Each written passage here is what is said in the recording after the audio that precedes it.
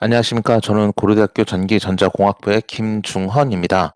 사실 제가 8월에 그 강화학습에 관련해서 우리 세미나에서 발표를 했었습니다. 근데 그때 발표 중에 제가 그 다중 강화학습이랑 또 응용 분야에 대해서는 제가 구체적으로 설명을 깊게 못 드려서 다음에 기회 되면 제가 그 부분에 대해서 다시 말씀을 자세히 드리겠습니다라고 말씀을 드렸었는데, 이렇게 또다시 기회를 주셔가지고 멀티 에이전트 강화 학습과 그다음 응용 분야에 대해서 그 부분에 대해서 좀 더 깊게 설명할 수 있는 이제 자리를 얻게 되었습니다. 그래서 오늘 구성은 다음과 같이 우리가 강화학습, 심층 강화학습과 모방학습, 그리고 멀티 에이전트 강화학습, 응용 이렇게 되어 있지만 사실 저희가 우리가 장표상의 내용은 좀 다르게 돼 있을지라도 제가 8월에 강화학습과 심층 강화학습 이미테이션 러닝 부분은 이미 말씀을 드린 부분이라 제가 좀 더 멀티 에이전트 강화학습과 응용 분야에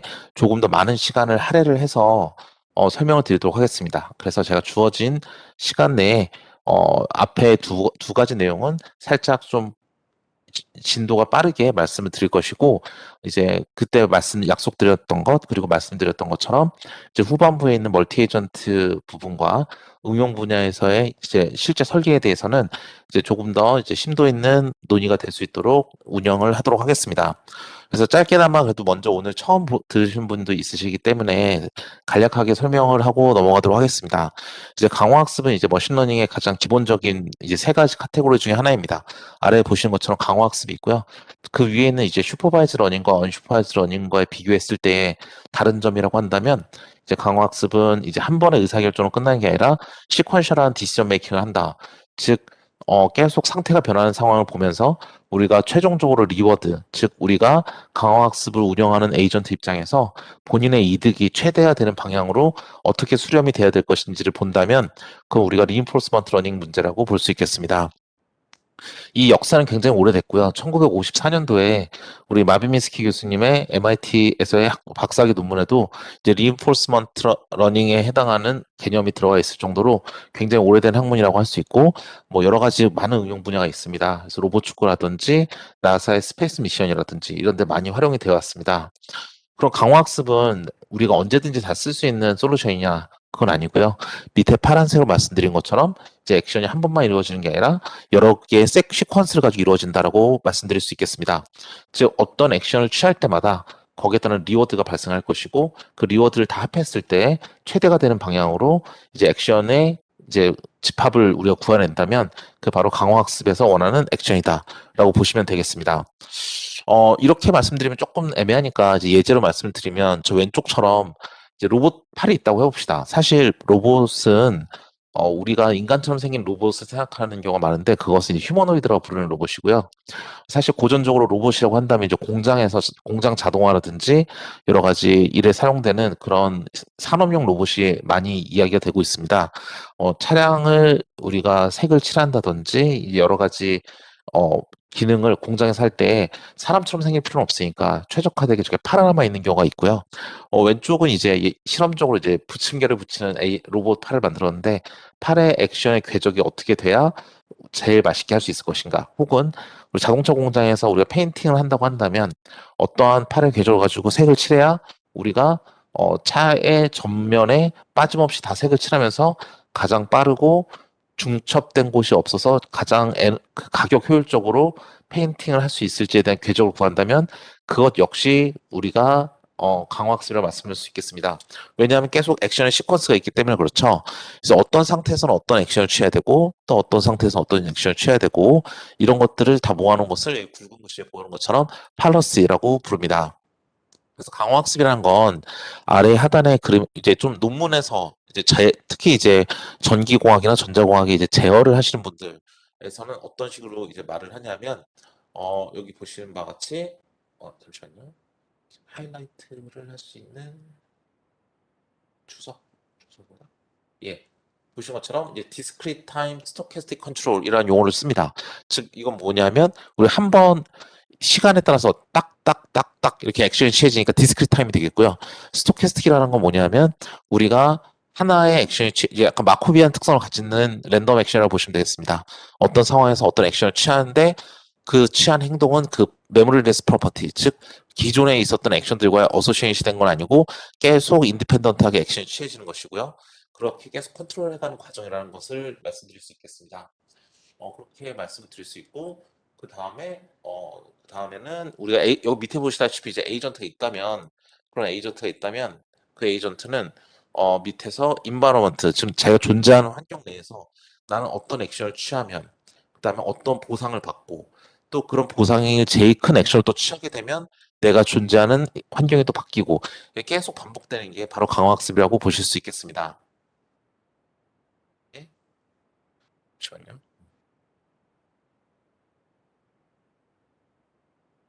어, 지금 이게 주석, 됐다. 예.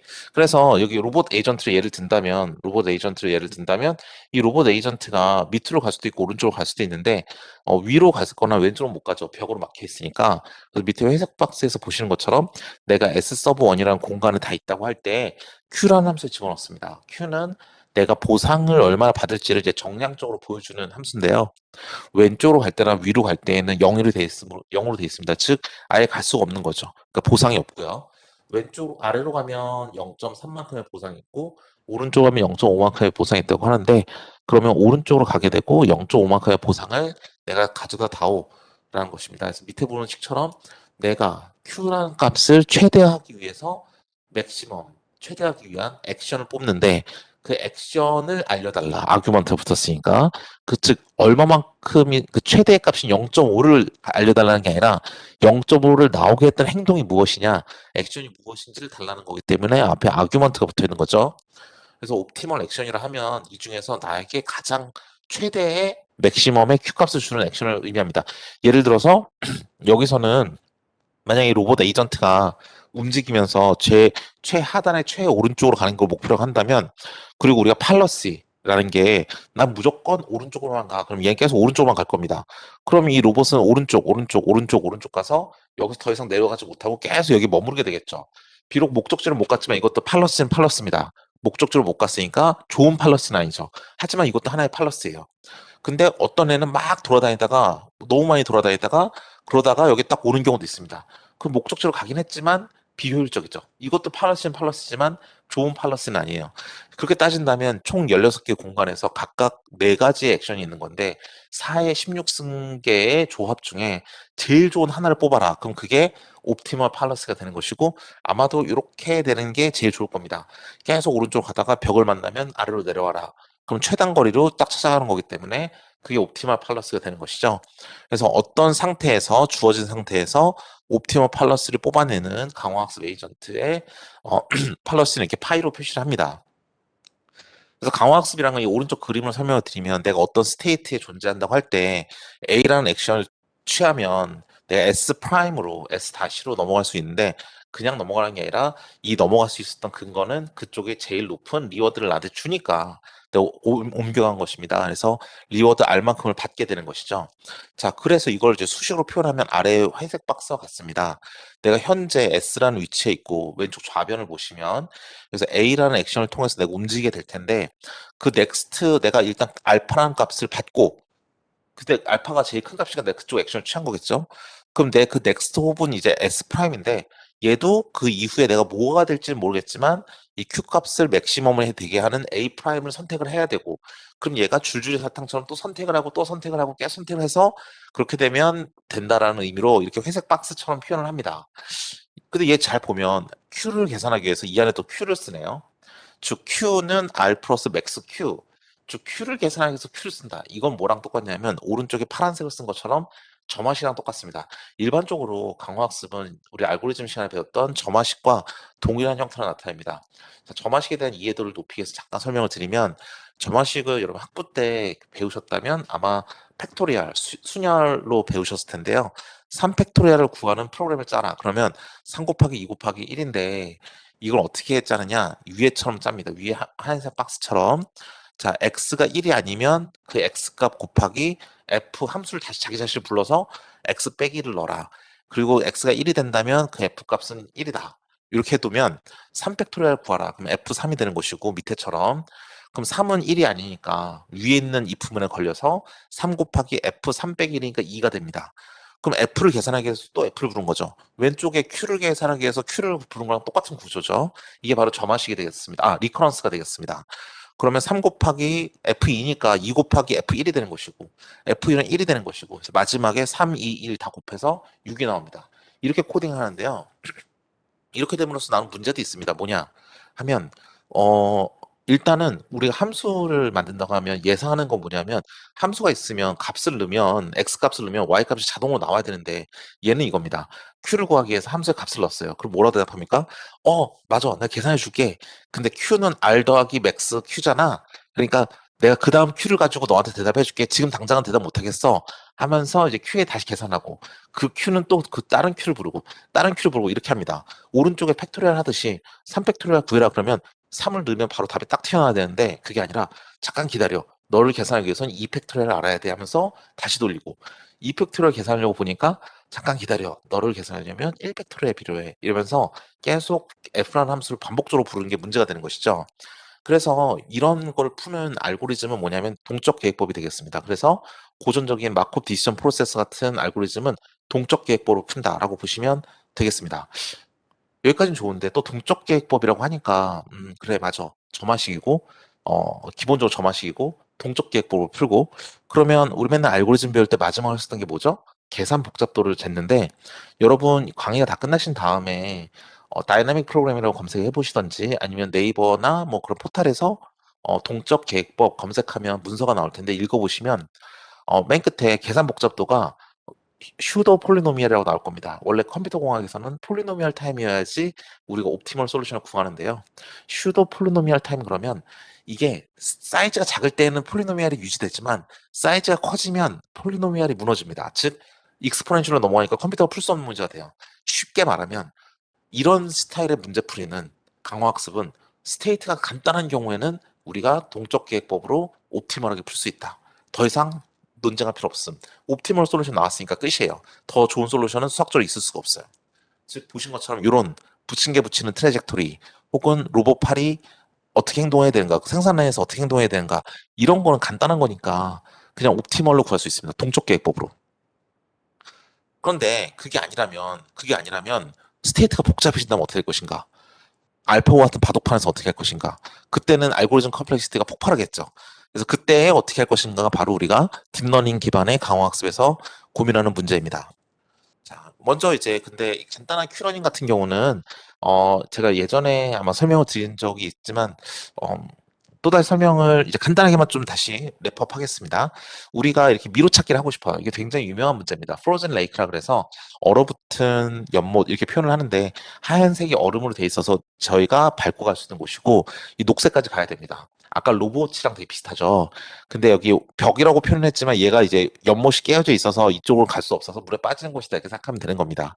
자, 그러면 S 서버 0부터 S 서버 15까지의 16개 공간이 있는데 각각 4개의 액션 중에서 어디로 갈지를 정해야 우리가 각각마다 화살표를 다 정해서 이 골까지 가는 이제 가이드를 할 수 있는 거니까 공간이 이 넷 중에 하나가 Q 값이 제일 큰 넷 중에 하나 선택하는 거니까 각각의 공간을 다 이렇게 4개로 쪼갭니다. 그럼 총 64개의 Q 값이 있을 수 있는데 초기에는 다 0이고 리워드는 이 골로 오는 애만 리워드를 1로 합니다. 사실 위에서 밑으로 내려올 수는 없고요. 왜냐 벽으로 막혀 있으니까 왼쪽이나 밑에서 올 수는 없습니다. 왜냐 벽으로 또 막혀 있으니까. 따라서 골로 가는 것은 여기 화살표 2라고 써 있는 왼쪽에서 오는 것밖에 없기 때문에 이 에이전트가 이쪽으로 오도록 유도를 하기 위해서는 골이라고 부르는 S 서브 15라는 공간에서 레프트 왼쪽으로 오는 애의 리워드만 1이다. 라고 세팅하고 그것을 제한 나머지는 다 0으로 세팅합니다. Q 값은 다 0이고 R 값은 여기만 1이고 그런 상태에서 우리는 이 식 하나만 가지고 있는데 그걸로 미루찾기를 할 수 있다는 것이죠. 어떻게 하는지 한번 보겠습니다. 처음에 이제 우리가 여기 출발선에 있을 때에는 여기가 우리가 S0에서 S1으로 간다고 해보겠습니다. 요 가는 이 화살표는 어떻게 될 것인가? 내가 S0에 존재하고 오른쪽으로 가겠다라고 한다면 내가 R만큼을 일단 수입이 있어야 되고 리워드가 있어야지 가는 것이고 그 다음에 갔으니까 그 S 프라임에 해당하는 그 다음 스텝에 S1이 있을 것이고 4개 액션 중에서 뭐가 제일 큰 값을 주는 것에 의해서 맥스가 붙습니다. 근데 보면 알겠지만 여기 골에 해당하는데 R만 1이고 나머지 다 0이니까 R은 다 0이고 Q값도 초기엔 다 0이니까 다 0입니다. 결과값은 0이에요. 즉 이쪽으로 올라가는 데 있어서 여기 지금 이 점이 파란색 점이 있는 이 부분에 Q값은 업데이트가 되지 않고 이 계산을 하는 건 지금 현재 Q값을 업데이트하기 위함이죠. 근데 이건 0으로 그냥 남아있게 됩니다. 그럼 여기까지는 다 0이니까 그냥 계속 0입니다. 그래서 랜덤으로 막 움직이다가 우리가 우연히 이제 2번에 오게 되면 2번에서는 14번에서 오른쪽으로 하니까 골로 가는 건데 그러면 2번 화살표를 보면 내가 S14에서 오른쪽으로 가겠다라는 것이고 R만큼을 받아들인 후에 Q에서는 S15에서 전후 좌우로 가는 것에 따른 맥시멈 Q 값을 가져야 되는데 R이 1이었으니까 드디어 1로 업데이트가 되고 0들 간에 맥스 해봤자 그냥 0이니까 1로 업데이트가 됩니다. 즉 여기 화살표 괄호 2라고 쓴 이 부분에 바로 이제 1이라는 값으로 Q 값이 업데이트가 되는 것이죠. 그렇게 한 번의 턴이 끝났어요. 그럼 두 번째 턴을 돌았을 때에는 막 똑같이 돌다가 이 업데이트 때는 바로 옆에 3이라는 애로 붙으면 나는 S13에서 오른쪽으로 가기 위해서 A 서브 R인데 R을 받고 Q값 4개 중에 맥스 값을 찾으라고 했으니까 R은 0이지만 Q값이 하나 아까 업데이트 된 게 있으니까 이것에 의해서 1로 업데이트가 됩니다. 즉 여기 3이라고 써있는 데가 1로 된다는 것이죠. 즉 얘는 뭐냐면 업데이트 때 옆에만 붙으면 우리가 업데이트 할 수 있어요. 왜냐하면 그 다음 Q값의 맥시멈을 가져오니까 1값이 거기서 뽑혀오게 되는 것이죠.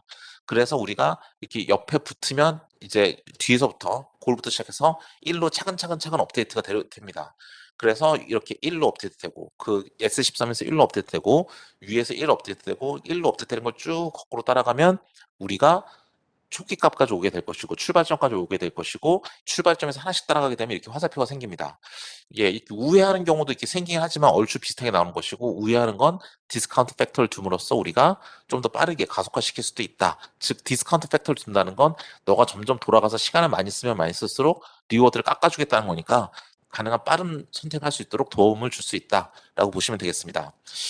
근데 심층 강학습 왜 필요하냐면 이렇게 아까 말한 것처럼 이렇게 하면 돼요. 이렇게 하면 동적 계획법을 풀기도 하고 그러면 옵티멀 솔루션 나옵니다. 바로 나오는데 이거를 사이즈가 커져서 알파고처럼 바둑을 둬야 된다. 그럼 지금처럼 이렇게 페인트 칠하는 것처럼 이렇게 몇 개, 열 몇 개 가지고 스테이트를 컨트롤하는 게 아니라 어마어마하게 많은 스테이트 값을 가지고 연산을 해야 되죠. 바둑을 둔다는 건 어마어마하게 많은 옵션이 있는 거니까 어떻게 할 것인가로 고민했을 때 사람들이 뉴럴넷을 쓰기 시작했습니다. 그 이유를 한번 보겠습니다. 뉴럴 네트워크를 모르시는 분을 위해서 간단히 설명을 드리면 이런 뉴럴넷이 있다고 한다. 그럼 인풋이 있고 두 개의 히든 레이어가 있을 것이고 아웃풋 레이어가 있을 것입니다. 그럼 인풋이 세 개 사이즈의 벡터로 들어오니까 이렇게 세 개 사이즈 벡터로 표현하면 이 값이 히든 레이어 첫 번째 네 개의 유닛으로 들어갑니다. 그러면 이 가로 벡터로 들어오니까 세로 벡터 3짜리로 곱해주고 바이어스 하나 더해주고 해서 하나의 값으로 만듭니다. 왜냐하면 1바이 3 곱하기 3바이 하면 리니어 컨비네이션에 대해서 하나의 값이 되고 거기 바이어스 더해주면 하나의 값이 이렇게 나오고 각각의 유닛은 하나의 값씩 다 도출해내니까 4개 사이즈 가로 벡터가 나오죠. 그럼 이게 다시 두 번째 히든 레이어로 들어가면 두 번째 히든 레이어 입장에서 난 4개 사이즈 벡터를 받았으니까 걔 세로 벡터랑 곱해줘야 하나의 값이 되고 또 하나의 바이어스를 더해서 또 출력을 합니다. 이게 각각의 유닛에서 똑같은 현상이 발생하니까 또 이렇게 4개의 값으로 나가고 아웃풋 레이에서는 내 입장에서는 4개 사이즈의 벡터가 왔으니까 4개짜리 세로 벡터랑 곱하고 바이어스를 더해서 최종 값을 만듭니다. 이런 식으로 연산이 된 게 뉴럴넷이거든요. 근데 이런 거는 왜 이런 뉴럴넷의 연산을 광학습에 도대체 무슨 상관이 있냐라고 한다면 우리가 이 인터폴레이션이라는 걸 좀 보셔야 됩니다. 인터폴레이션이라는 건 뭐냐면 이렇게 샘플들이 여러 개가 있으면 이 선이 직선일 필요는 없지만 곡선이어도 상관없으니 다 점을 다 지나는 선을 구해라가 이제 인터폴레이션, 즉 수치 해석에서 보관법인데요. 다항식의 보관법을 한다면 다음과 같이 합니다. 이 개수를 찾아야 되는 값으로 두고 이 점의 좌표 1, 10, 2, 15, 3, 40을 넣는다면 세 가지의 폴리노미얼 이퀘이션이 나오니까 걔네들을 소곱법으로 풀어버리면 가우시안 엘리미네이션을 풀어버리면 이 파란색 값들이 나오죠. 식이 3개고 모르는 변수가 3개니까 나올 겁니다. 이런 식으로 이제 이차함수랑 매핑을 시켜버립니다. 점이 3개면 점이 3개를 모두 다 지나는 이차함수는 존재하기 때문에 그렇습니다. 근데 이게 인공신경망 학습이랑 도대체 무슨 상관이 있느냐? 바로 상관이 있습니다. 왜냐? 아까 했던 것처럼 인공신경망이라는 건 수학적으로 인풋이 들어오면 거기에 첫 번째 헤드의 웨이트 곱하고 아까 했던 것처럼 그다음 바이어스 더하고 왜냐 리니어 컨비네이션 했던 것처럼 바이어스 더하고 액티베이션 함수 씌우고 시그모이드 같은 거 씌우고 그 결과로 첫 번째 히든레이어 결과가 나왔으면 두 번째 히든레이어의 웨이트 곱하고 바이어스 더해서 액티베이션 함수 씌우고 그다음 아웃풋 레이어의 웨이트와 바이어스 곱하고 더해서 또 액티베이션 함수 씌우면 이 빨간색의 x와 녹색의 y의 수식이 돼버립니다. 자, 이렇게 식을 만드는, 아까부터 뉴럴넷 말할 때마다 계속 이게 식을 얘기하지 않습니까? 식을 만들면 X의, 이게 결국 신경망이라는 건 X와 Y의 관계를, 복잡한 관계를 이렇게 식으로 표현하고 싶은데, 저 파란색으로 표현한 저 파라미터 값을 구하기 위한 과정입니다. 즉, 딥러닝이 돼서 저 히든 레이어가 한 20개 정도 돼버린다고 하면, 정말 아무리 복잡한 관계라도 이러한 함수의 로서 서로서로의 우리 보관법 하듯이 X와 Y를 정확하게 다 이제 에뮬레이션 할 수 있는 그 식을 만들어낼 수가 있겠죠. 예를 들어서 이렇게 딱 만들어 놓은 다음에, 딥러닝처럼 만들어 놓은 다음에, X에다가는 미세먼지가 있는 1000만 장의 사진을 넣고, Y에다가는 미세먼지가 없는 1000만 장의 사진을 넣는다면, 이 파라미터들은 어떤 새로운 사진이 들어왔을 때, 어프록시메이션이 돼서 미세먼지가 없게 사진을 다시 재구성할 수 있는 파라미터들이 되겠죠. 이것처럼 수학적으로 봤을 때 우리 뉴럴 네트워크는 펑션의 어프록시메이션이라고 표현을 합니다.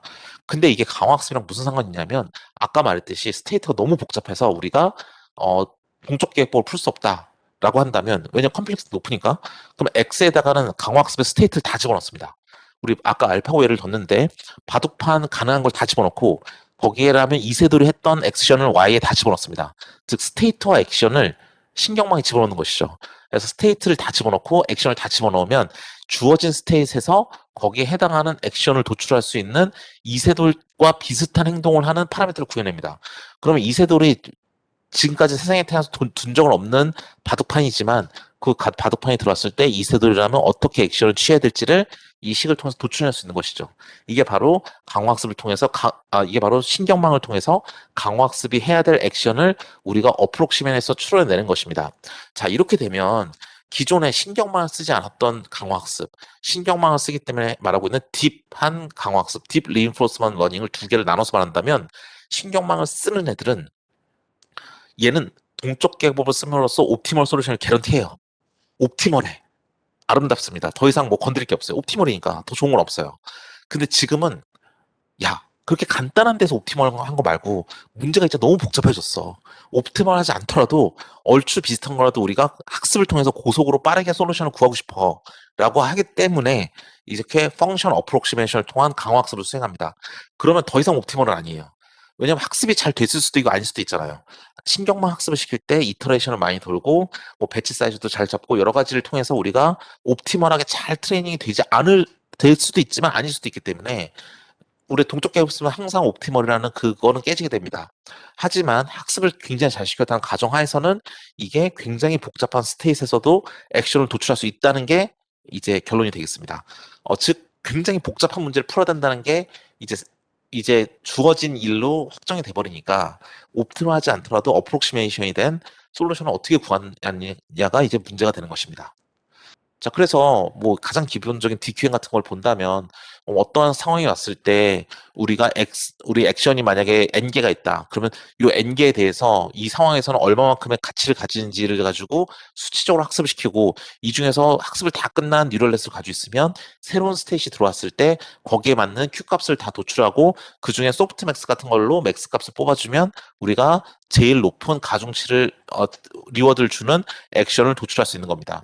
그래서 approximate the Q function이라 해서 우리가 가치를 approximation 하는 걸 사용한다라는 것으로서, 이게 가장 기본적인 딥 Q 네트워크가 부르는 방식이 되겠습니다.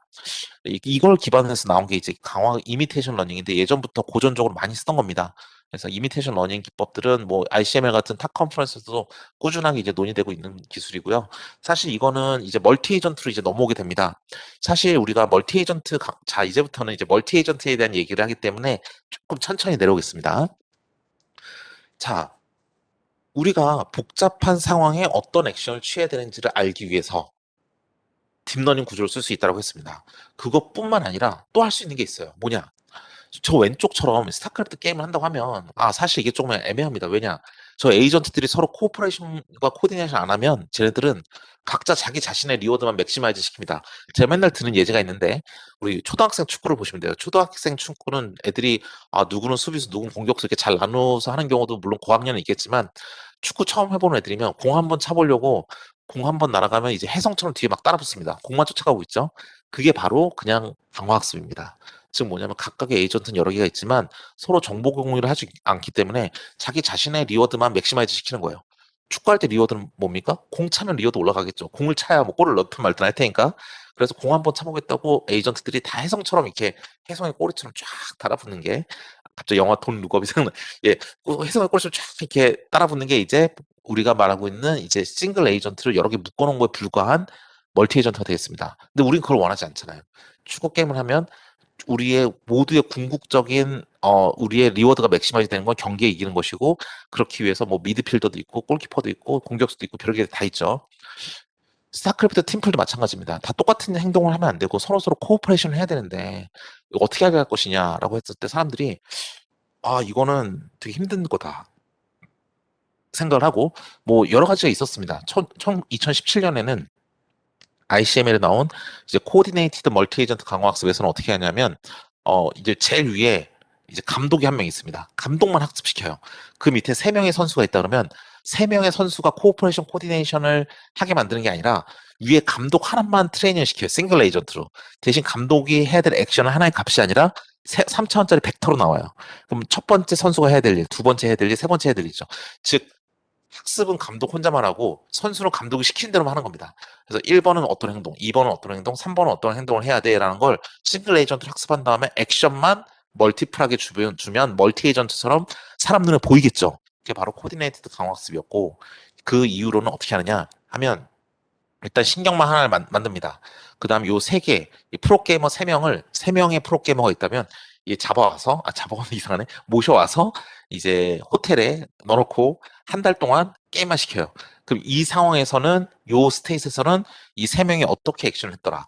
그 다음 스냅샷에서는 어떤 액션을 했더라라고 게임의 트레이스를 다 모읍니다. 그걸 가지고 스테이트 액션을 만들어서 여기에 여기에 스테이트 액션을 각각의 인풋, 아웃풋을 넣어놓고 가운데 있는 이 파란색 파라미터를 다 찾아냅니다. 학습을 통해서. 그러면 우리가 못 보던 새로운 판이 오더라도 얘네들끼리 이렇게 협력을 해서 공격할 수 있다는 게 바로 에이전트를 가운데에 이 뉴럴넷을 가운데 두고 멀티플라이 에이전트들이 하나의 뉴럴넷을 가지고 학습한 게 되겠습니다. 그렇게 된다면 만약에 이게 요 예시에서 아웃풋 레이어가 3개라 그런다면 하나, 둘, 3개의 프로게이머가 있었는데 각각 그리고 이게 3개의 프로게이머가 이미지 하나로서 어떤 스냅샷에서는 스냅샷이다 했을 때 액션으로서 하나, 둘, 3개가 있다고 한다면 그럴 때 프로게이머 A는 어떻게 행동했구나, B는 어떻게 행동했구나, C는 어떻게 행동했구나가 들어온다면 다 학습을 해버리면 요 가운데 파라미터 다 학습이 되겠죠. 그럼 새로운 판이 들어왔을 때 각각 이 3명의 행동을 해야 될 게 나오기 때문에 이 3명의 에이전트들의 정보를 가지고 하나의 뉴럴 네트워크를 학습하게 됩니다. 이거를 학습할 때는 다 모아서 센트럴라이즈도 하지만 얘네들이 각각 행동은 분산적으로 한다 해서 센트럴라이즈드 트레이닝 디스트리뷰티드 익스큐션 그래서 CTD라고 부르는 기법이 되겠습니다. 그런데 이거를 어떤 사람들은 딱 보면 얘네들 프로게이머 3명을 잡아왔는데 모셔왔는데 얘네들이 다 고수들이다. 그럴 수도 있지만 하수들일 수도 있겠죠. 그러면 이 에이전트는 목적이 뭐냐면 얘네들이 비록 하수일지언정 얘네들과 똑같아지는 게 목적이에요. 코스트 함수가 얘네들의 에이전트들과의 값과 실제 행동이거든요. 그러니까 이 하수들의 행동과 똑같이 하는 게 목적이에요. 그렇기 때문에 얘는 잘하는 게 목적이 아니라 데이터셋과 똑같아지는 게 목적이에요. 따라하는 게 목적입니다. 그래서 익스퍼트의 데몬스트레이션, 즉 여기 보는 전문가들 집합에 얘네들이 하고 있는 이 시연과 따라하는 팔러스를 만드는 게 목적이다라고 해서 이거를 이제 이미테이션 러닝이라고 부릅니다. 그래서 제일 대표적인 알고리즘이 비헤이비어 클로닝이라고 해서 행동 복제 알고리즘이 있습니다. 비헤이비어 클로닝 같은 경우는 우리가 익스퍼트 액션이 바로 빨간색이 되겠고요. 이제 우리가 학습을 시켜야 될 게 파란색이 되겠습니다. 이 파이라고 붙은 건 이제 신경망이에요. 신경망으로 학습시키는 이제 구조입니다. 즉 강화학습이 아니라 심층 강화학습이죠. 딥 리인포스먼트 러닝인데 얘가 신경망 학습이 정말 잘 돼 있다면 실제 익스퍼트의 액션과 마이너스 차를 뒀을 때 0이 나와야 돼요. 얘네들이 같다는 소리잖아. 0이 나오면. 그럼 나는 전문가 행동과 똑같이 행동하고 있는 거잖아. 내 목표는 얘랑 똑같아지는 게 목적이에요. 빨간색과. 파란색의 목적은 빨간색이랑 똑같아지는 거예요. 그렇기 때문에 이게 등호가 되는 게 우리의 목적이라서 등호가 되는 게 목적이라서 그 마이너스를 해서 제곱을 해서 얘를 미니마이즈 하는 게 목적이에요. 그런데 뭘 찾습니까? 세타를 찾죠. 뭘 말하는 거죠? 신경망의 트레이닝을 한 결과를 찾으라는 소리네. 그 말은 뭐죠? 학습을 시키라는 거예요. 그 뭐냐면 뻔한 말이에요.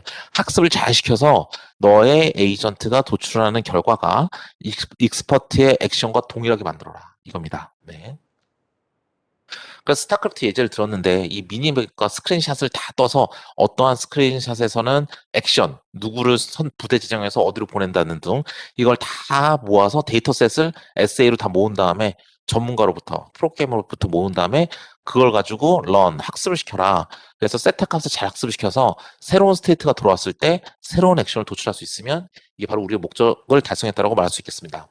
예, 저희가 그 작년에 저 연구실에서 애트리와 과제를 했던 게 뭐냐면 저희 연구실 저희 이 제 홈페이지인데 제 밑에 이 파워포인트 슬라이드 좌하단에 보이는 게 제 홈페이지인데 첫 페이지에 저 연구실 홈페이지가 있거든요. 들어가 보시면 이제 유튜브로 애니메이션 몇 개가 있는데 그 중에 하나가 작년에 저희가 애트리랑 같이 스타크래프트 AI 만드는 과제를 했었습니다. 그때 만든 것도 거의 비슷한 알고리즘을 썼는데 조금 더 어려운 알고리즘을 썼고요. 그래서 이제 이미테이션 러닝 이런 식으로 게임 알고리즘에 많이 사용이 됩니다. 그다음 자율주행도 같이 많이 언급이 되는데 이건 왜 그러냐면 센서 정보를 받아옵니다. 스테이트 정보로. 즉 뭐냐면 전방에 카메라에서 받아오는 이미지 데이터도 센싱 정보가 되고 라이다 센서, 밀리미터 웨이브 센서 정보를 다 받아온 후에 그때 운전자가 어떻게 액션을 하느냐 김중원이 자동차를 타고 다니면서 계속 트레이스를 모았더니 어떻게 휠을 동작시키고 브레이크를 얼마나 밟았는지 그 들어온 정보 하에서 그 데이터를 다 모은 다음에 그걸 가지고 학습을 시키면 김중원이 싹 빠지더라도 앞에 전방 카메라에서 어떤 정보 들어오고 라이다 센서, 밀리미터 웨이브 센서에서 어떤 정보가 들어온다는 게 확인이 되면 이러한 상태라면 김중원은 어떤 액션을 취했을까를 얘가 어프록시메이션에서 도출해내면 이미테이션 러닝이 되겠죠. 저희 연구실에 이제 서울대학교 의과대학과 같이 했던 이제 마취과랑 같이 했던 연구인데요. 사람 몸에 마취약을 투입하는 그런 강화학습을 만드는 겁니다. 즉 이제 여기서 보면 이제 BIS는 심박수고 BP는 블러드 프레셔 혈압인데요. 이 값을 모니터링하면서 이제 우리 의사 선생님들이 수술하기 전에 환자에게 이제 마취약을 투약을 심박수 혈압에 맞게 쭉 투약을 하는데 그걸 얼마만큼 투약을 하는지에 따른 강화학습을 만드는 겁니다. 액션은 이제 마취약의 대표적인 예제인 이제 프로포폴이랑 레미펜타닌이라는 약품을 투입을 하는 건데요. 이 두 가지 스테이트에 맞게 어떻게 액션을 취했는지를 다 데이터를 모아서 그걸 가지고 학습을 시킨다가 되겠습니다.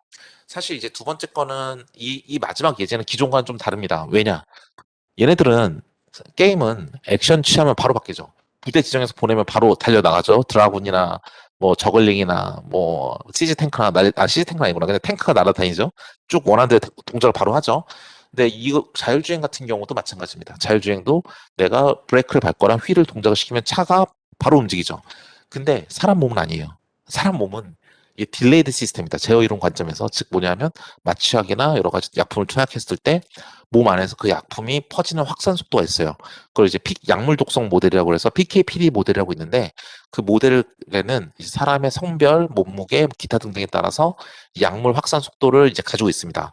거기에 맞게 우리가 강화학습에서 바로 액션을 딱딱딱딱 취하는 게 아니라 그만큼을 기다리고 액션 취하고 기다리고 액션을 취해야 되는 그런 메커니즘이 필요합니다. 왜냐하면 우리가 액션을 취할 때 그 액션에 따른 스테이트 변화가 바로 일어나지 않기 때문에 그렇습니다. 그래서 이런 딜레이드 시스템이라는 것도 고려를 해야 되고 그다음에 약물의 투입이 만약에 100이라는 값이 지금 옵티멀이라 하더라도 사람의 몸은 이제 약물이 허용할 수 있는 범위가 있잖아요. 만약에 내가 수학적으로 봤을 때는 100이라고 했지만 내 인간이라는 건 어떤 약품에서는 60 이상을 받아들일 수 없다. 그럼 100을 지금 넣으면 안 되고 60 넣었다가 좀 이따 60을 넣는 게 더 나은 선택일 수도 있겠죠. 사람이 죽을 수도 있으니까. 그렇기 때문에 그런 여러 가지를 고려해야 돼서 지금은 굉장히 간단한 포맷만 말씀드린 것이고 실질적으로 구현할 때는 그런 PKPD 모델이라는 레퍼런스를 깔고 구현을 해야 되고 그 위에 여러 가지 이제 뭐랄까 이제 보정이 좀 필요한 알고리즘이라고 보시면 되겠습니다. 자, 아까 CTD라고 말씀드렸죠. Centralized Training Distributed Execution. 이게 멀티 에이전트 강화학습의 기본이 되는데요. 오늘 여러분께 이 부분에 대해서 자세히 설명을 드리고 싶어서 이제 다시 제가 이제 강의를 오게 되었습니다. 말씀드렸듯이 두 개의 에이전트가 있다고 한다면 각각 따로 신경망으로 학습을 시켜버리면 얘네들은 서로 정보를 공유하지 않기 때문에 또다시 자기 자신만의 이득을 맥시마이즈 하지 전체 코오퍼레이션에서의 맥시마이제이션을 하지 않아요. 에이전트 1은 따로 놀고 에이전트 2도 따로 놀 거예요. 그렇게 하지 않게 하기 위해서 이 DQN이라 부르는 아까 말씀드렸죠? 싱글 뉴럴 네트워크, DQ 네트워크를 갖다 놓고 스테이트 정보를 2차원으로 집어넣으면 각각의 어떤 액션을 취해든지 나옵니다. 아까 행렬 연산을 제가 처음에 인공신경만 나올 때 말씀했듯이 매트릭스 연산을 꾸준히 리니어 컨비네이션을 통하기 때문에 얘네들의 각각의 정보들은 다 믹싱이 되면서 가기 때문에 서로서로의 정보를 이 하나의 이 뉴럴넷에서 섞어주는 효과가 있습니다. 그래서 말 그대로 센트럴라이즈 트레이닝 다 묶어서 한 번에 트레이닝 시키잖아요. 그런 다음에 이 DQN이라고 부르는 이 인공신경망을 에이전트한테 나눠줘요. 그럼 자기 자신의 입력만 넣음으로써 자기 자신이 해야 될 액션만 뽑아내는 거예요. 그래서 각각의 익스큐션은 따로 독립적으로 한다라고 보시면 되겠습니다. 그래서 요 뉴럴 네트워크 한 스텝 한 스텝 진행할 때마다 어떻게 되느냐? 지금 여기 i라고 부르는 건 있고 i-1이라고 있죠. i-1은 i-1의 스텝에서 이제 i 번 스텝으로 갈 때 지금 현재 자기 자신의 값과 그다음에 나를 제외한 나머지 애들의 값들을 다 평균을 내서 취합을 해서 그 다음을 만듭니다. 즉 다음과 같이 좀 더 구체적으로 말씀드릴 수 있겠는데요. 이제 커뮤니케이션 베리어블이라고 있고 여기 액티베이션 펑션 있고 인코딩이 있습니다. 즉 뭐냐면 각각의 인코딩을 통해서 이제 쭉 이제 히든 벡터로 만드는데요. 요것들은 뭐냐면 얘는 뭐냐면 내 값을 이제 스테이트 정보를 집어넣으면 첫 번째 히든 레이어에서 그 값을 가지고 수치화를 시킵니다. 그러면 보시면 알겠지만 첫 번째는 이 1번 에이전트, 2번 에이전트에서 K번 에이전트까지 있는데 1번 에이전트 입장에서 나를 제외한 나머지 애들을 가지고 커뮤니케이션 베리어블을 만들어요. 이건 뭐다? 내가 1번인데 나를 제외한 나머지가 4명 있다고 합시다. 4명. 내가 1번인데 나를 제외한 나머지 2, 3, 4, 3명이 있어요. 이 3명들의 정보를 내가 같이 계속 섞어가야 서로 코디네이션 할 수 있는 멀티 에이전트 동작을 하겠죠. 그렇기 때문에 이 식을 자세히 보시면 나는 첫 번째 거를 제외한 나를 제외한 나머지 애들의 h를 다 합한 다음에 4분의 1로 곱해주는 게 아니라 3분의 1로 곱해줘. 빼기 1. 왜냐? 나를 뺐으니까. 4개가 있었지만 나를 뺀 건 2, 3, 4잖아요. 3명의 값을 더해서 3분의 1을 해주라. 즉 4개지만 4개가 아니라 3분의 1을 해서 제일 많은 수 원이니까 그 값을 취합을 합니다. 즉 나의 값과 나를 제한 나머지 애들의 평균이에요. 그걸 가지고 그게 바로 나의 커뮤니케이션 베리어블이 돼요. 그래서 요 보시면 알겠지만 커뮤니케이션 베리어블이 되고요. 마지막에 이제 액티베이션 펑션은 뭐냐면 이게 왜 안 넘어가지? 액티베이션 펑션 앞으로 죄송합니다. 앞으로 예. 자 이거 어떻게 된 거냐면 그럼 나의 값과 나를 제외한 나머지들의 평균 낸 커뮤니케이션 베리어블을 가지고 하나의 액티베이션 함수를 집어넣으면 내가 첫 번째 히든 레이에서 두 번째 히든 레이로 갔을 때 값이 돼요. 그거를 그림으로 표현하면 다음장과 같습니다. 제가 1, 2, 3, 4, 4개의 에이전트가 있어요. 각각 자기 자신의 값들을 가지고 있어요. 1번 입장에서는 나를 뺀 나머지 애들 3명을 다 더해서 평균을 내서 3분의 1로 평균을 내서 나의 1번의 커뮤니케이션 배려를 만들어요.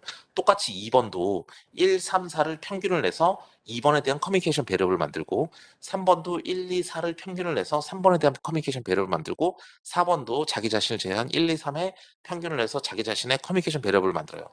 각각을 다 이렇게 만들죠. 이렇게 만듭니다. 만든 다음에 어떻게 합니까? 지금 첫 번째 히든 레이어에서니까 요 첫 번째 H 값과 첫 번째 C 값을 두 개를 합해서 액티베이션에 넣으면 그 다음 히든 레이어에서의 내 값이 되는 거예요.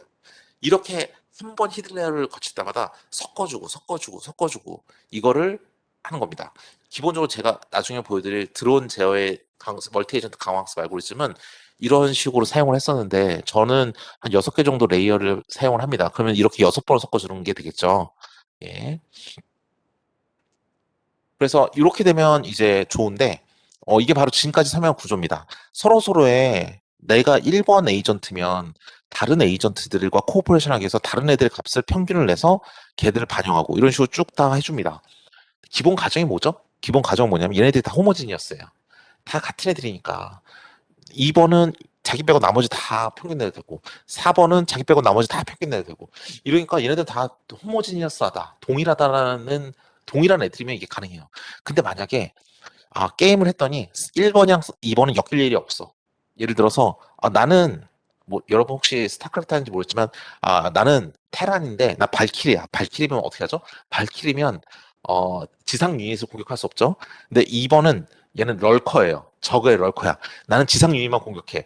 그러면 발키리가 럴커를 죽일 수도 없고 럴커가 발키리를 또 어떻게 할 수도 없으니까 얘네들은 관계가 없어요. 그렇죠? 관계가 없는데 그럼 그런 구조를 만들어주고 싶다. 이렇게 다 똑같다고 가정하고 푸는 건 굉장히 심플하지 않느냐. 그러니까 다 이렇게 여러 가지 관계를 이렇게 만들어준 다음에 학습하는 게 좀 더 의미가 있겠다라는 게 이제 2020년에 트리플 AI에 출판된 G2의 ANet이라는 알고리즘입니다.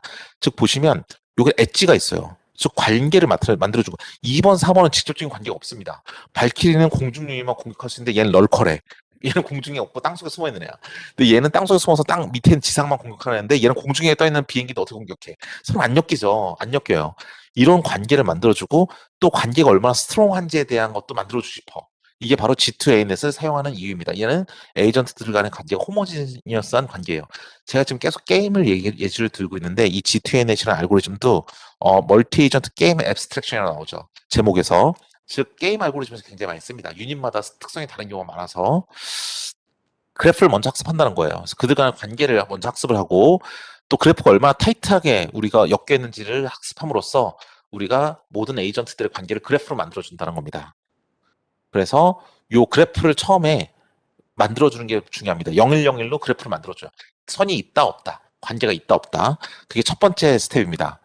두 번째 스텝은 뭐냐면 이렇게 엣지를 만들어줬으면 웨이트, 가중치를 만들어줘요. 그 가중치가 높다, 그러면 관계가 스트롱하다. 가중치 값이 작다, 그럼 관계가 굉장히 약하다. 이렇게 보시면 되는 거죠. 실제로 보시면 첫 번째 이제 앱스트랙션 과정은 여기 1번이 되겠습니다. 이렇게 4개의 에이전트를 가지고 앱스트랙션을 시키는 거고요. 두 번째는 뭐냐면 엣지를 만드는 거고, 세 번째는 그들 간에 엣지가 있을 때 그들 간의 코스트를 만드는 겁니다. 자, 이 하드 어텐션과 소프트 어텐션을 쓰거든요. 하드 어텐션은 뭐냐면 엣지를 만들어주기 위해서 쓰는 게 하드 어텐션. 소프트 어텐션은 뭐냐면 그 엣지가 있다면 코스트를 만들어주는 그 엣지의 그 웨이트, 가중치니까 또 헷갈리네. 그 엣지의 그 얼마나 중요한지 중요성을 만들어 디파인 해주는 게 소프트 어텐션입니다. 얘네 둘을 다 동시에 고려하면 마지막으로 우리가 그래프를 인코딩해서 도출할 수 있다입니다.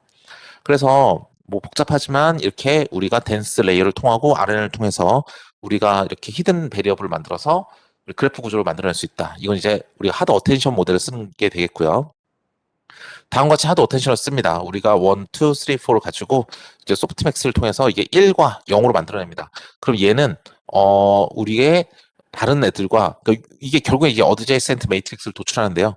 보시면 알겠지만 여기가 1이죠, 지금. 1,2가 1입니다. 그래서 1에서 2로 갈 때 관계가 있다. 2에서 4로 갈 때 관계가 있다. 얘는 3에서 4로 갈 때 관계가 있다. 끝입니다. 1에서 2로 관계가 있고 2에서 4로 갈 때 관계가 있고 3에서 4로 갈 때 관계가 있다. 나왔죠. 이렇게 표현하는 것이에요. 얘는 이 1과 0으로 표현하기 때문에 바이 GRU를 쓴 이유도 바이너리로 보기 때문에 그렇습니다. 1과 0의 관계로 나타나기 때문에 이렇게 그래프 구조를 일단 만들어 줄 수 있고요. 그럼 두 번째 소프트 어텐션을 어떻게 하냐면 이렇게 키밸류 스토어라고 해서 값 자체를 이제 도출해내는 알고리즘을 이제 소프트 어텐션을 사용해 버립니다. 이렇게 하면 이렇게 값으로 나와요. 이렇게 값으로 나와요. 그럼 요 값으로 나누면 어떻게 하느냐?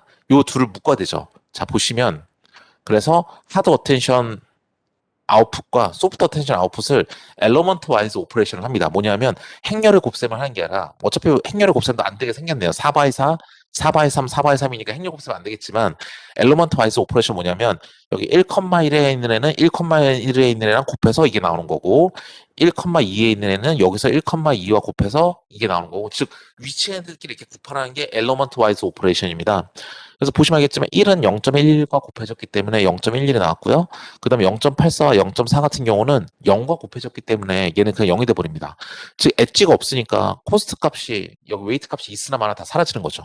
이렇게 되면 1에서 2로 갈 때에는 0.11만큼의 중요동, 즉 스트롱한 릴레이션십이 있고 0.72만큼의 스트롱한 릴레이션십, 0.24만큼의 스트롱한 릴레이션십이 있다라고 해서 이렇게 그 4개 에이전트들 간의 관계를 우리가 그래프로 도출할 수 있습니다. 이걸 이제 어텐션 2번을 사용해서 이런 관계를 도출할 수 있다라고 보시면 되겠습니다. 자, 이렇게 그러면 멀티 에이전트 광학습인데 에이전트들과의 관계까지도 그래프로 다 앱스트랙션을 해서 표현해 줄 수 있는 방법을 만들었다라고 하면 여기까지 했는데도 못 푸는 모델링은 없을 것 같아요. 이 정도만 해줘도 굉장히 괜찮은 모델 같습니다. 자, 근데 여러분 생각해 보시면 G2A넷이라는 그런 호모지니어스한 걸 다 표현할 수 있는 애와 우리 아까 히든 레이어 연산할수록 다 커뮤니케이션 베리어블 두고 다 평균내던 거 있죠. 그걸 커뮤니케이션 네트워크라고 해서 컴넷이라 부르거든요. 자, 컴넷과 G2A넷 그러면 G2A넷이 좀 더 좋아 보이죠. 관계를 그래프로 좀 더 정교하게 나타낼 수 있으니까. 하지만 그만큼 데이터도 많이 필요하고 연산도 많이 필요합니다. 그리고 결과도 그렇게 굉장히 정교하게 나올 때도 있지만 데이터가 모자라면 오히려 그냥 컴퓨터 쓴 것보다 못할 경우도 생기고요. 즉 여러 가지 좀 제약이 좀 있습니다. 그래서 저 같은 경우는 일반적으로 에이전트들을 다 호모지니어스라고 가정할 수 있으면 좀 더 간단한 구조의 컴넷을 사용하고 그렇지 않으면 G2N에서 사용하는 그런 방식으로 많이 어프로치를 합니다. 이건 제가 이제 2020년에 이제 중앙대 최대한 전기 에너지 전공하시는 최대한 교수님과 했던 연구 결과를 일부 가져온 건데요.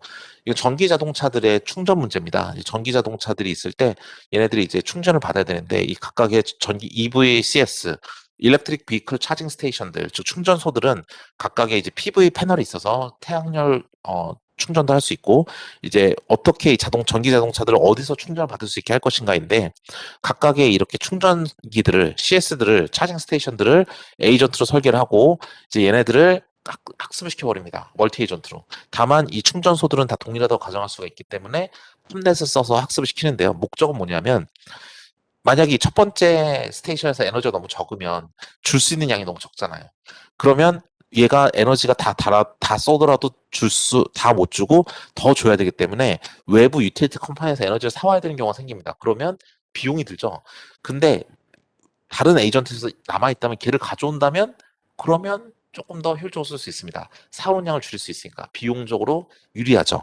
그래서 ESS 쉐어라 그래서 에너지 스토리지 시스템 간의 에너지를 서로 주고받는 걸 활성화시켜가지고 좀 약간 에너지를 외부에서 펄치해서 하는 양을 최소화해 주겠다가 이 컴넷의 기본 목적이 되겠습니다. 예, 근데 그걸 좀 응용을 해서 저희가 이제 드론 관련된 네트워크에서도 응용을 좀 해봤어요. 그래서 드론 같은 경우도 이렇게 차징 스테이션이 있습니다. 요즘은 드론이 다니다가 배터리를 무선 파워 충전으로 할 수도 있지만 배터리를 기계적으로 리플레이스 할 수도 있습니다. 근데 이거는 지금 리플레이스 하기 전에 이제 무선 파워 충전 개념으로 가져온 건데요. 여기에서도 마찬가지로 얘네들의 그 무선 파워 충전 타워들 간의 ESS 에너지를 쉐어로 액티베이션 시켜서 외부에서 사오는 그 에너지 양을 줄이는 그런 연구가 되겠고 이거는 한양대학교 ITRC 과제 5G 무인기 과제의 결과물이어서 같은 세부에 계셨던 이제 아주대학교 김지영 교수님과 같이 했던 연구가 되겠습니다. 그런데 이 경우도 마찬가지로 드론을 차징하는 스테이션들이 각각 헤테로지니어스하기 때문에 굳이 복잡한 GTN에서 쓸 필요는 없고요. 이와 같은 컴넷 구조를 사용해서 우리가 호모지니어스하다는 가정하에서 각각의 레이어를 진행할 때마다 우리가 계속 그 파라미터 값을 섞어주면서 코오퍼레이션과 코디네이션이 가능하도록 만들어준 구조가 되겠습니다. 그리고 이제 드론을 쓰는 데 있어서 우리가 여러 가지 서베일런스 용도로도 쓰기도 하죠. 예, 서베일런스 용도도 씁니다. 그래서 이 지역을 감시하는 건데 얘는 뭉쳐 다니면 오히려 우리가 감시하는 이 빨간색 영역들이 줄어드는 거니까 우리가 효율적이지 않죠. 퍼질수록 좋습니다. 그래서 얘네들이 각각 움직일 때 어떻게 퍼지게 만들어 주느냐. 얘네들이 싱글 에이전트라면 동일한 리워드 펑션을 가지고 있을 테니까 동일하게 액션을 취할 것이고 결국엔 몰려다니게 될 텐데 이렇게 드론의 코디네이션을 만들어서 각각의 드론들이 어떻게 움직여야 되는지를 그래야 서로서로 넓게 퍼져서 네트워크 모니터링 서베일런스 퍼포먼스를 높일 수 있을 것인가에 대한 연구이고요. 이 연구도 드론 연구니까 역시 아주대 김재원 교수님과 같이 했던 연구이고 보시다시피 이 드론들이 헤테로지니어스하다는 가정을 딱히 하진 않기 때문에 호모지니어스라는 가정하에서 동작을 하게 되겠습니다. 이제 마지막으로 이제 요즘 많이 말하고 있는 드론 택시 어플리케이션입니다. 이제 드론 택시라고 많이 나오는 연구들이 있는데 요즘 뭐 국토부에서도 그렇고 이제 시범 사업도 실증 사업도 하고 막 그렇습니다. 그래서 김포공항에서 뭐 잠실 뭐 여의도까지 아니다 인천에서 여의도까지 뭐 10몇 분 안에 주파하겠다 뭐 이런 것들도 다 이제 드론 택시가 되겠습니다. 그런데 드론 택시들이 다니면서 이제 사람들을 이제 나르는 건데요. 생각보다 어렵습니다, 문제가. 왜냐? 사람들이 어디 막 몰려 있을 수도 있고 아닐 수도 있고 이 트래젝토리가 다 막 겹칠 수도 있습니다. 오른쪽처럼 그냥 싱글 에이전트 해버리면 이 네 개의 드론 택시들 날아다니면서 승객들을 태워야 되는데 걸쭉 비슷한 영역만 다닐 뿐 넓게 넓게 퍼지지를 않습니다. 왼쪽처럼 이제 멀티 에이전트 강화 학습을 쓰면 얘네들은 서로서로의 이제 아우티지라고 부르겠죠. 우리가 총 한 20명의 패신저 중에서 한 명, 두 명, 세 명, 한 네 명 정도만 빼놓고서는 전부 다 서비스를 하면서 택시들이 돌아다니고 있는 걸 보실 수 있습니다. 따라서 이제 왼쪽 같은 경우가 좀 더 이제 우리가 효율적으로 시스템 운용되고 있다 말할 수 있겠죠. 근데 이 경우는 드론 택시들을 스펙을 좀 다르게 했습니다. 왜냐하면 위치에 따라서 우리가 로딩하거나 이제 드랍해야 될 패신저 숫자도 많이 다르죠. 강남이나 여의도나 목동이나 이런 데 사람도 엄청 많을 거고 아니면 뭐 그렇지 않은 데는 사람이 좀 상대적으로 적을 수 있기 때문에 좀 다르게 세팅을 해서 얘는 G2N을 쓴 알고리즘이라고 말씀드릴 수 있겠습니다. 자, 오늘 여기까지 해서 이제 정리를 해보도록 하겠습니다. 사실 지난번 8월 강의에서 저희가 강화학습과 심층 강화학습에 대해서 기본을 설명드리면서 그때 시간을 많이 하면서 우리가 멀티 에이전트와 그 응용에 대해서는 제가 미처 이렇게 설명을 많이 못 드려서 제가 끝나는 마무리로 다음에 다시 기회가 되면 우리 멀티 에이전트 강화학습을 다시 한번 자세한 말씀 나누겠다 했는데 정말 좋은 기회 주셔가지고 오늘 멀티 에이전트 강화학습으로 좀 충분한 얘기를 드릴 수 있었던 것 같습니다. 그래서 사실 요즘 많은 문제들이 강화학습을 활용한 지 벌써 한 5년, 4년 되고 있어서 많은 좋은 알고리즘이 나오고 있거든요. 근데 멀티 에이전트를 써야 될 상황도 굉장히 많이 오고 있는데 그리고 막 UAM 같은 이제 무인 항공기도 굉장히 연구가 많이 되고 있는데 이 상황에서 그럼 강 시, 아니, 시, 멀티 에이전트 강학습을 제대로 이해를 하고 우리가 쓸 수 있어야 되기 때문에 그 알고리즘에 대해서 좀 더 디테일하게 한번 알아보는 시간을 오늘 가졌습니다. 그래서 여기까지 오늘 제 발표를 마치고요. 혹시 질문 있으시면 질문 주시면 답변 드리도록 하겠습니다.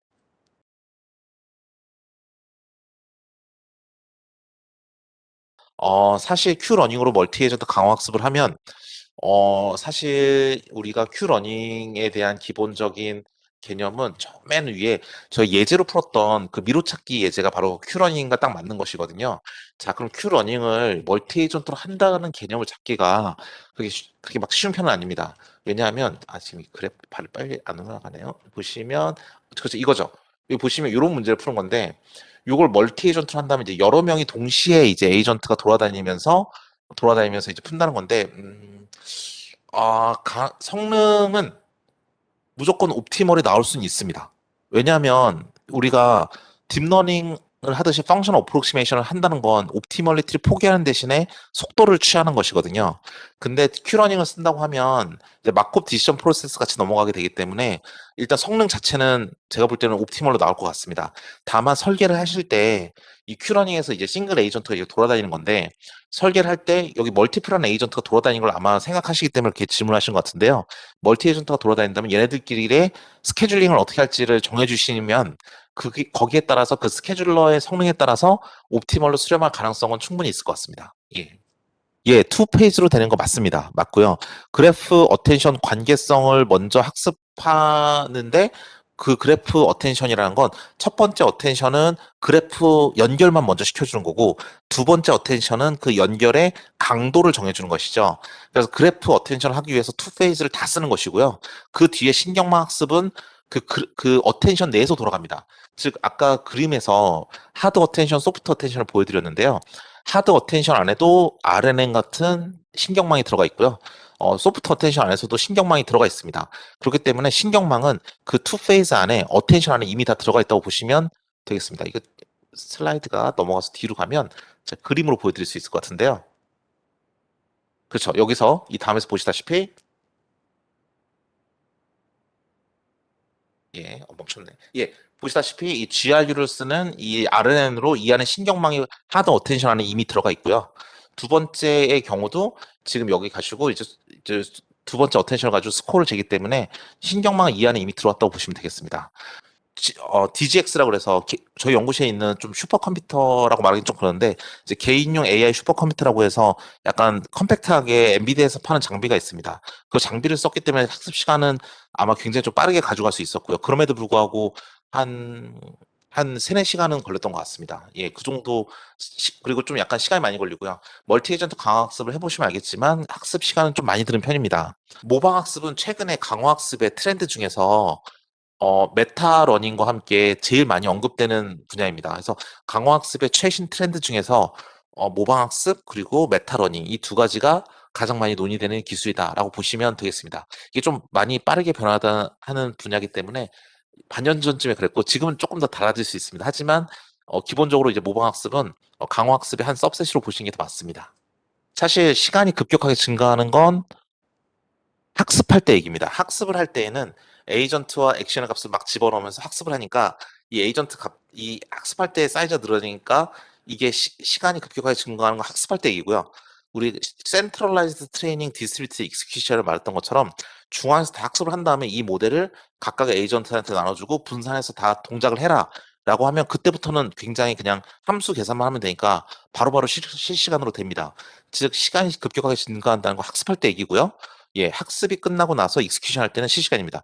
학습은 당연히 시간이 많이 드는데요. 사실 이런 걸 만약에 드론 택시 같은 걸 막 국토부 같은 데서 돌린다. 아니면 그런 사업, 카카오 모빌리티 같은 예를 들어 그런 사업체에서 돌린다고 한다면 거기서 쓰는 슈퍼컴퓨터로 그냥 돌리고 하루 이틀 해서 학습 결과 뽑아내는 것도 아니기 때문에 사람들이 거기에 시간이 급격하게 증가되는 것에 따라서는 크게 중요도를 두지 않고 오히려 정확도를 좀 더 중요하게 여기는 경향이 있습니다. 마무리 말씀드리면 그때 제가 처음에 2017년에 18년에 논문을 쓸 때에는 간단한 강화학습을 쓰는 걸로도 논문이 되게 잘 나왔는데 사실 그때는 많이 듣던 그리고 저도 많이 했던 코멘트가 뭐냐면 굳이 강화학습을 쓰지 않더라도 되는 문제에 강화학습을 막 쓰는 경향이 있었어요.